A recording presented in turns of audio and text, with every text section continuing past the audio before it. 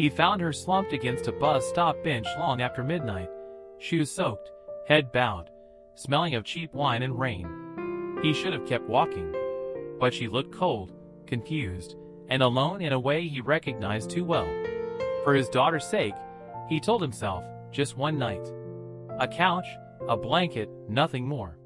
Morning came early, the way it always did. He moved quietly through the kitchen, packing a small lunch, tying shoelaces, brushing tangled hair. He kept his voice calm, steady, the practiced tone of a single father who couldn't afford to be late. The house felt unusually quiet, like something had already slipped away before he noticed. When he passed the living room, the couch was empty. No shoes by the door. No stranger breathing softly under a blanket. Only a neatly folded throw pillow, and the faint smell of cold tea lingering in the air. She had left without a word, without thanks, without explanation. His daughter paused near the doorway, backpack on, coat half-zipped. She looked at the couch, then up at him, her face serious in a way that made his chest tighten. "Is the sad lady gone forever?" she asked, as if asking about the weather, or something already decided. He didn't answer. He kissed her forehead, watched her walk down the steps, and closed the door behind her. The lock clicked louder than usual. He stood there for a moment longer than necessary, staring at the empty room, unaware that this quiet ending was only the beginning of something that would slowly, gently change all of them. The morning after she left, life returned to its usual rhythm. Breakfast was rushed, shoes were tied, the door closed behind his daughter as always. Across the street, unnoticed, a woman stood still for a moment, watching the house as if memorizing it. When the car passed, she lowered her head and pretended to scroll on her phone. Days went by. On the third morning, he felt it before he saw it, that quiet sensation of being observed. When he glanced out the window, she was there again, standing near the same tree, phone in hand, eyes lifting only when she thought no one was looking. She never waved, never crossed the street. By the fifth morning, the pattern was impossible to ignore. Same spot, same nervous posture, same fake distraction. Something tightened in his chest, not fear, but concern. He grabbed his jacket, stepped outside, and crossed the street before he could talk himself out of it. Up close, she looked smaller, tired. Her hand shook as she spoke. She apologized too many times, words tumbling over each other. "I didn't mean to scare you," she said, voice breaking. Then she looked at the house, at the window where the child usually Saturday. "I just wanted to see if the child was okay." Silence followed. Cars passed. Birds scattered. Finally, she asked, barely above a whisper, if there was any work she could do. Cleaning. Cooking. Anything. He didn't answer right away. He looked back toward the window, where his daughter stood watching them, curious and calm. He asked for one day to think. And if this kind of quiet, human story speaks to you, stories about family, second chances, and small moments that matter, consider subscribing. Sometimes the simplest choices change everything.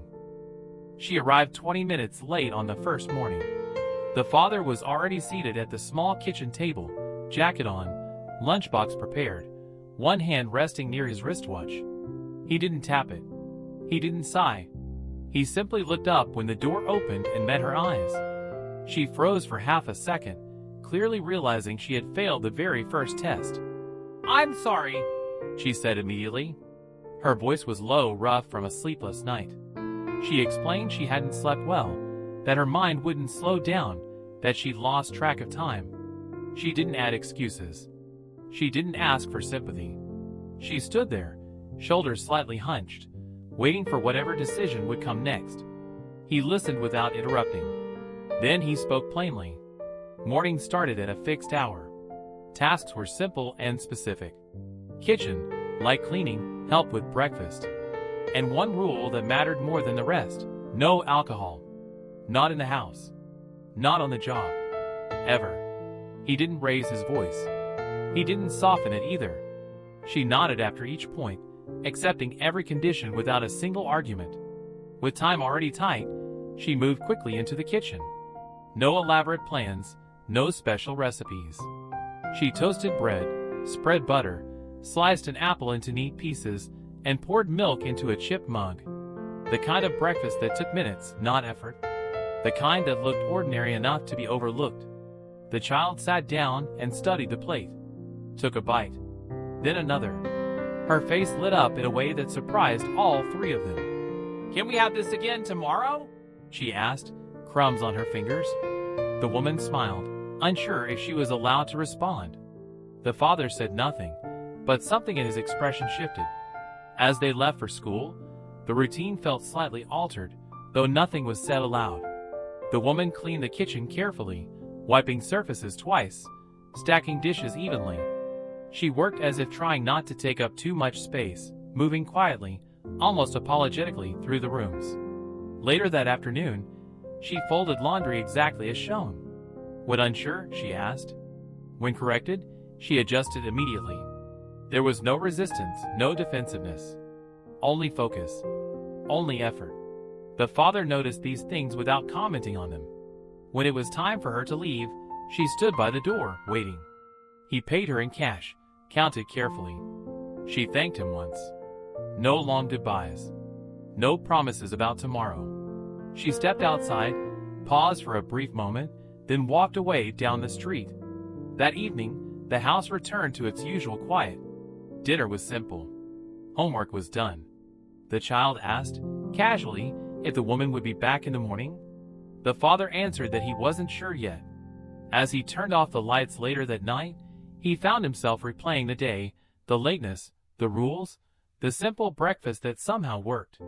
He told himself it was temporary. Just help. Just a job.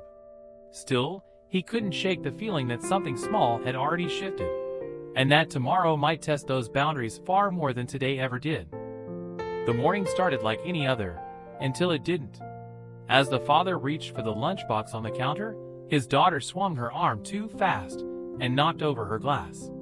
Orange juice spread across the floor in a bright, sticky splash. He reacted before thinking, shoulders stiffening, breath tightening, a sharp "Hey!" escaping his mouth. Stress rose instantly, the familiar pressure of mornings that couldn't afford mistakes. Before the tension could settle, the woman dropped to her knees. She grabbed a towel, pressing it flat against the floor, moving quickly but calmly. "Well," she said lightly, glancing up at the child, "that's one way to wake the floor up." The joke was small, almost silly. The child laughed, surprised, then laughed again.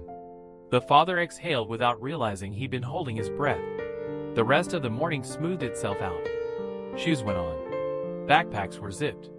The woman stayed slightly to the side, careful not to overstep, but her presence softened the edges of the routine. When they stepped outside, the air felt lighter than usual, even if no one acknowledged it. As they reached the sidewalk, a neighbor paused near his car. His eyes lingered on the woman standing just inside the doorway.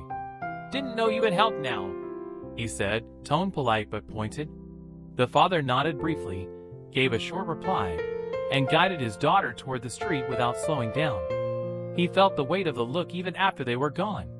That afternoon, the comment replayed in his mind while he worked. It wasn't anger that bothered him, it was judgment. The quiet kind. The kind that followed you home. By the time evening came, his patience was thinner, his responses clipped. When the woman returned to finish a few tasks before leaving, she noticed immediately. His answers were shorter. His eyes avoided hers. When she asked if she should wipe down the counters again, he said no a bit too quickly. The distance between them grew without a word being spoken. She adjusted by pulling back. She moved more quietly than before, stayed in the kitchen, avoided unnecessary conversation.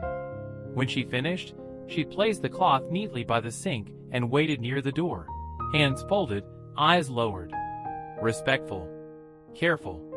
He paid her and nodded once. She thanked him and left without lingering. The door closed softly behind her, as if she were trying not to disturb the house on her way out. Dinner that night was quiet. The child ate slowly, glancing up now and then as if expecting someone else to be there. The father helped with homework, listening, answering, but part of his mind stayed elsewhere, on the neighbor's look, on the silence that had followed. As he tucked his daughter into bed, She hesitated before pulling the blanket up. "Is she mad at us?" she asked. He told her no, that everyone was fine. The answer sounded convincing enough, even to him. Just before the light went off, the child spoke again, softer this time. "Is she coming back tomorrow?" The father paused, hand still on the switch, realizing that the routine had already shifted, and that whatever answer he gave might decide more than just the next morning. The weather turned suddenly that afternoon. What began as a light drizzle became a steady, soaking rain. By the time the father heard the knock on the door, the sky had darkened and water ran down the windows in uneven lines. When he opened it, she stood there completely drenched, hair plastered to her face, jacket heavy with rain. She apologized immediately, explaining she had missed the bus and tried to walk instead. He stepped aside without thinking and handed her a towel. It was the first time he had done something that wasn't strictly part of the arrangement. She hesitated before taking it, then wrapped it around her shoulders, clearly embarrassed. He pointed to the kitchen table and told her to sit. The words felt heavier than they should have. She sat carefully, as if afraid the chair might disappear if she moved too much. They sat across from each other in silence. The rain filled the gaps where conversation might have been. The child watched from the hallway, sensing something important, but not understanding it. The father poured a glass of water and set it in front of the woman. She nodded in thanks. No one rushed. No one explained. Once she had dried off enough to speak, she took a slow breath. She said she wanted to be honest. She explained that she didn't have a place to sleep that week. A temporary room had fallen through. She wasn't asking for pity. She was simply stating a fact, her eyes fixed on the table as she spoke. The father leaned back in his chair. He didn't answer right away. He looked at the clock, then at the hallway, then back at her. He took a long breath, the kind that meant a decision was forming. When he spoke, his tone was steady, deliberate. If she stayed, it would be under clear terms. A separate room. No blurred boundaries. A defined time frame. Shared routines that didn't change without discussion. Respect for the child's space above all else. These were conditions, not suggestions. She accepted immediately. No questions. No negotiations. She agreed before he finished listing them, nodding with each rule as if she had already expected them. Relief crossed her face, but it was restrained, careful not to overflow. That evening, he showed her the spare room. Small, clean, bare. She thanked him and placed her bag neatly by the wall. The child peeked in, curious, and the woman smiled softly without stepping closer. Dinner was simple and quiet. The rain continued outside, but inside, the house felt different, fuller, heavier, more alive. Nothing had been promised. Nothing had been fixed. But something had shifted from temporary to real. Later, as the father turned off the lights, he paused outside the spare room. He told himself this was practical. Just a solution. Just for now. Still, he couldn't ignore the thought that tomorrow morning would be the first test of whether this decision would hold, or unravel, once the routine truly began. The morning began without friction. Shoes lined up by the door. Breakfast finished on time. As the father helped his daughter with her jacket, he noticed her backpack felt heavier than usual. On impulse, he opened it to check for forgotten homework. Between notebooks and pencils, a folded sheet of paper caught his eye. He opened it slowly. A child's drawing filled the page. 3 figures standing side by side, holding hands. One was tall and broad, one small, and one in between. No faces, just shapes and colors. On the back, written carefully in uneven letters, was a sentence that made his chest tighten. "She looked sad like me when Mom left." He sat down at the kitchen table, the paper still in his hands. The house was quiet except for the hum of the refrigerator. He read the sentence again, slower this time. It wasn't dramatic. It wasn't exaggerated. It was simple. Honest. And it explained far more than he had allowed himself to consider. That evening, after dinner, he asked his daughter to sit with him on the couch. He showed her the drawing. He kept his voice neutral, careful not to sound accusing. He asked if she understood what she had written. asked if she might be confused, asked if she knew what it meant for someone new to be around. She listened patiently, legs tucked under herself, then looked up at him with calm certainty. "I know," she said. "She was sad. Like me. So I asked her to come back." Her voice didn't waver. There was no hesitation, no fear of being wrong. He asked when. She told him it was after school, days ago, when she saw the woman across the street. She had waved. The woman hesitated, then came closer. The child said she told her it was okay, that her dad was kind, that they had a couch. The father felt the room tilt slightly. The nights he thought were coincidences. The returns he thought were decisions made by adults. All of it reframed in an instant. This hadn't started with him, or with the woman. It had started with a child recognizing sadness she already knew. He didn't scold her. He didn't praise her either. He simply sat there, absorbing the weight of it. He realized that every rule he set, every boundary he enforced, had been built on the idea that he was in control, that he alone was protecting his daughter. But she had been participating all along. Later that night, as he washed dishes, he watched the woman quietly help with small tasks, careful not to intrude. He saw her differently now. Not as a problem to manage, not as a guest on borrowed time, but as someone who had been invited, gently, innocently, into their lives. He folded the drawing and placed it back in the backpack. Not to hide it, to keep it where it belonged. As he turned off the lights, one thought stayed with him, steady and undeniable. This arrangement hadn't been an accident. And if it began with his child's quiet choice, then the next decision, the hardest one yet, was still waiting for him tomorrow. The fever came quietly. Just after midnight, the father woke to a faint sound through the baby monitor. Not crying, just a restless whimper, the kind that meant discomfort rather than fear. He was on his feet immediately, heart racing before his mind fully caught up. By the time he reached his daughter's bed, her cheeks were flushed, her skin warmer than it should have been. He checked her forehead, then the thermometer, movements fast and practiced. Not high, not dangerous. Still, worry tightened his chest. He sat on the edge of the bed, brushing hair away from her face, whispering reassurances he had said many times before. His body slipped into automatic mode, water, medicine, timing, everything focused on control. The woman appeared in the doorway without being called. She didn't rush in. She didn't ask questions. She simply took in the scene and nodded once. While he stayed with the child, she went to the kitchen. He heard the kettle fill. The quiet click of the stove. Familiar sounds, steady and calm. She returned with a mug of warm tea, then disappeared again, coming back with extra blankets. She spread them gently over the child, careful not to overheat her. No instructions were given. No authority challenged. Their movements didn't overlap. They complemented.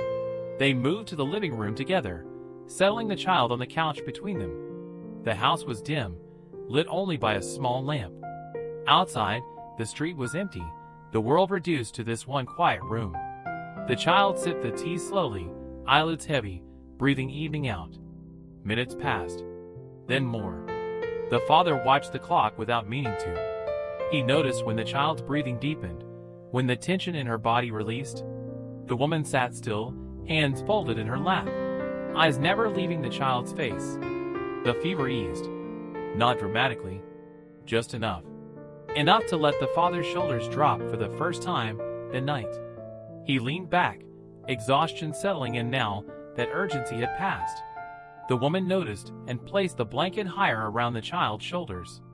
No one spoke about how they had gotten here. No apologies were offered. No gratitude demanded. The silence wasn't uncomfortable. It was shared. Earned. The kind that comes only after something difficult has passed without breaking anyone. Eventually, the child slept fully. The woman carefully stood and adjusted the pillow. The father nodded once, a wordless acknowledgement. They carried the child back to bed together, each holding one side, steps slow and careful. Later, alone in the quiet again, the father sat on the couch where everything had begun days earlier. He realized that this night had changed something fundamental, not through declarations, but through presence. As he turned off the lamp, one thought remained clear: morning would come soon, and with it, a new version of their routine, one that could no longer pretend nothing had changed. Morning arrived gently, without urgency. Sunlight filtered through the kitchen window, as eggs cooked slowly on the stove. Bread warmed, milk steamed. No one rushed. No alarms blared. The house felt rested, as if it, too, had made it through the night, and come out steadier on the other side. The child sat at the table, healthy again, talking about school as if nothing unusual had happened. She laughed at something small, swinging her legs beneath the chair. Her voice was clear, unstrained. The kind of sound a parent listens for without realizing how much weight it carries until it returns. The woman placed the plates on the table, one by one. She poured the milk carefully, wiped a small spill without comment, then sat down when invited. Not hovering, not shrinking away, simply present. Her movements were easy now, familiar, as though she had always known where things belonged. The father watched them from across the table. He felt no need to intervene, no urge to correct or control. For the first time in a long while, his mind wasn't racing ahead to the next problem. He noticed the way the child ate calmly, the way the woman waited before speaking, the way the room held together without effort. Nothing extraordinary happened. No promises were made. No past wounds were reopened or resolved with words. Breakfast ended. Plates were cleared. Backpacks waited by the door. And yet, everything was different. What remained was routine, stable, respectful, quietly warm. A life that didn't need saving, only living.